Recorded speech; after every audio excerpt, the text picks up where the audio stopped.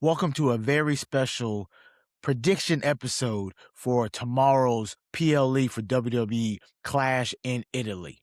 So we're going to go run through top to bottom. I'm going to tell you what I think. I'm going to tell you who I think is going to win. So after the break, let's get to the predictions and break it down.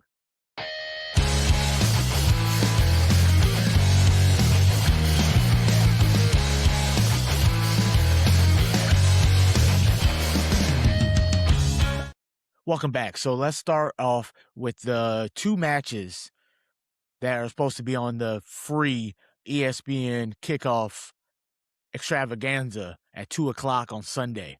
So we're going to talk about Cody Rhodes defending his World Heavyweight Undisputed WWE Championship against the ring general, the career killer himself, Gunther. Cody's going to win.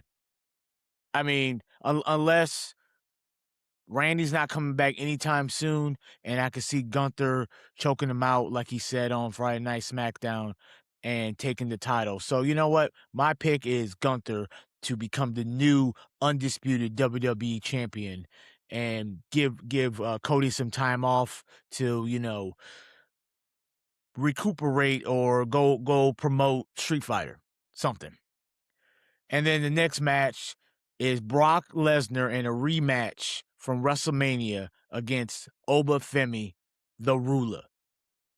There's two things that could go on with this. They could just give Obafemi a dominating win again, and then he goes to the King of the Ring, wins that, goes to SummerSlam and defeats the tribal chief himself, Roman Reigns, for the World Heavyweight Championship. Or they're going to have Brock win, so then it'd be 1-1, and they're going to have a rubber match, and SummerSlam happens to be in Brock Lesnar's backyard. But I don't think that's going to happen. My pick is Obafemi is going to win again and defeat the beast himself, Brock Lesnar, and go on to King of the Ring and dominate that tournament as well. Because Obafemi is a world champion in waiting. And if you don't believe it, you're not watching the same thing I'm watching. So next up, we got Becky Lynch defending her Intercontinental Women's Championship against Sol Ruca. I know a whole bunch of people call her Becky Hogan, and she don't give rubs to nobody, but I guess they had blinders on when she gave the rub to Valkyria. Do y'all remember that? Or Maxine Dupree?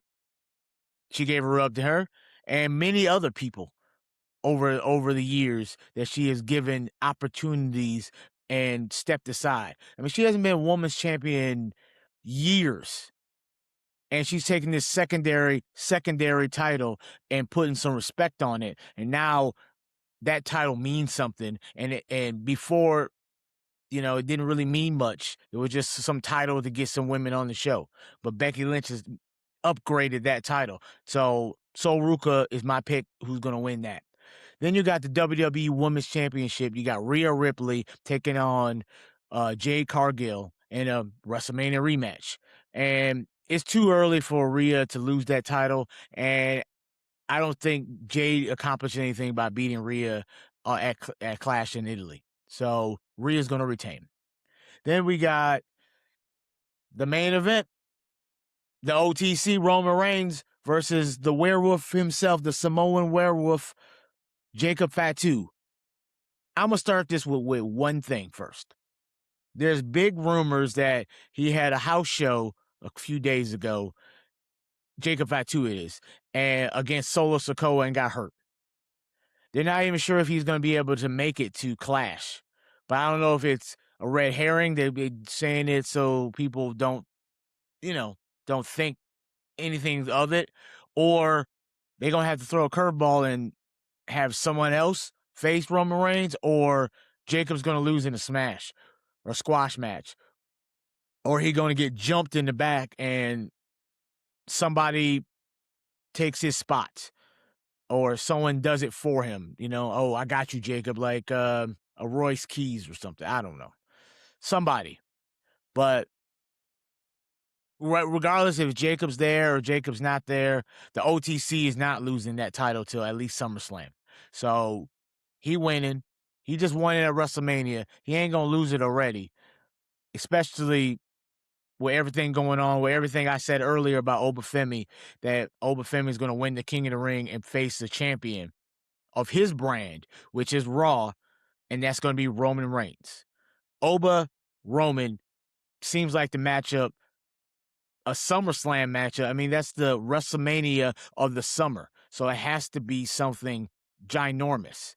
No offense to Jacob Fatu. I love the dude. That dude is athletic as all heck. And he does things that nobody his size should ever do. And he just feels, he looks the part, he acts the part. You think he's crazy and he's just going to destroy anything in his way to get what he wants. And that's missing with a lot of wrestlers where they're just playing wrestler. He's playing an animal. No offense, Batista, but he's playing the animal. And that dude's going to be world champion for sure, but not right now. Not right now. They got plans for Obafemi. Obafemi versus Jacob Fatu doesn't ring as well on a marquee as Roman Reigns versus Obafemi, the ruler, versus the tribal chief. Enough said. But those are my predictions.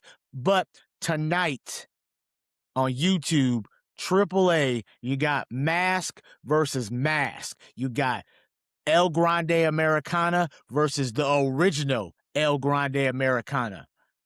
Mask versus Mask. Who's going to win? Who do I think going to win? The El Grande Americana is going to beat the original, the OG El Grande Americana. And everyone's going to see that Chad Gable the whole time, which if you have brains and eyeballs, you already know it's, he's Chad Gable, and the other dude, the slightly taller, skinnier one, is Ludwig Kaiser. But after everything that's been going down in AAA, how beloved he is in AAA, I don't see any way that he's getting a mask anytime soon. Like, Chad Gable back to Raw makes more sense than Ludwig Kaiser coming back to Raw. He's got more things to accomplish down in AAA. He could be their world title contender, taking on Dom, defeating him, becoming the champion of AAA. So that's my pick. OG is going to get unmasked tonight. Mark my words. And speaking of all that, if you got a prediction or don't or agree with my prediction or think I'm wrong and I'm just crazy, sound off in the comments. But keep checking, look up his notification, hit that bell, subscribe, follow, do all the things, because I got a super special podcast interview with Logan Reaver of the Detroit Tigers. He covers the Detroit Tigers, Detroit Red Wings. He works for FanDuel Sports Network in Detroit. I had the pleasure of speaking with the man for about 35, 40 minutes, and I learned a lot. And I'm going to post that on my feed, on my YouTube. We're going to put some clips on TikTok, on Instagram, on Facebook. It's going to be everywhere. Please check out this interview. Give it a thumbs up and give it a listen, because you're going to learn some things, the inner mechanics of what it takes to cover sports in a big market such as Detroit. You got to figure Detroit has 3 professional teams in it. And covering that is a big step. It's not like some little town that only has a high school team, or maybe a college team, or maybe one pro team.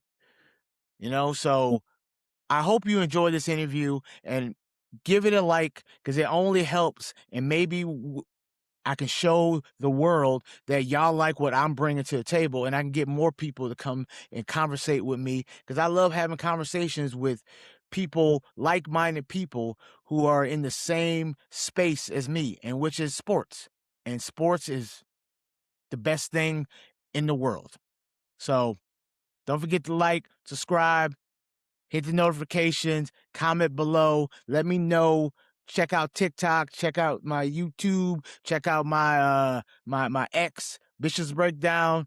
So, like a great man once said, deuces, ooses, and I'm out. Deuces.